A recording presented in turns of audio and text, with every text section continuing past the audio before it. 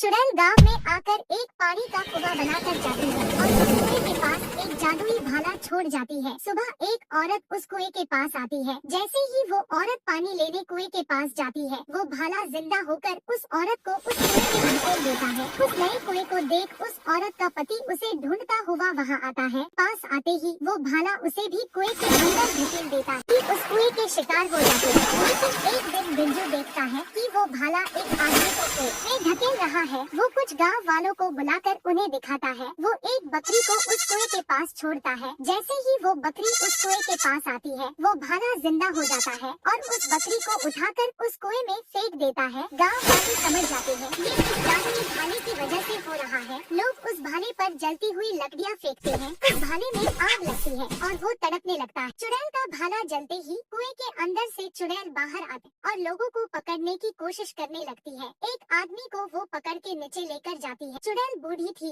उसे जीने के लिए हर 7वें दिन एक आदमी को मारना पड़ता। आदमी को मारकर उसकी शक्ति से वो जवान रहती थी। लोगों ने तांत्रिक को बुलाया और उस कुएं का राज बताया। तांत्रिक चुड़ैल के बाहर आने की राह देखने लगा। ठीक 7वें दिन चुड़ैल कुएं से बाहर आई। तांत्रिक बूढ़ी चुड़ैल को देख समझ गया कि ये इंसानों को मारकर जीती है। जैसे ही चुड़ैल उसे पकड़ने की कोशिश करने लगी, तांत्रिक इधर उधर भागने लगा। जब चुड़ैल थक गई, तब उसने अपनी शक्ति से उस पर आग के गोले बरसाने शुरू किए।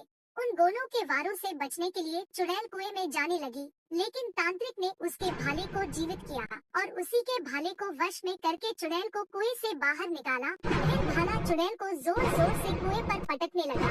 ऐसे ही 2-3 बार पटकने से ही चुड़ैल की मौत हो गई।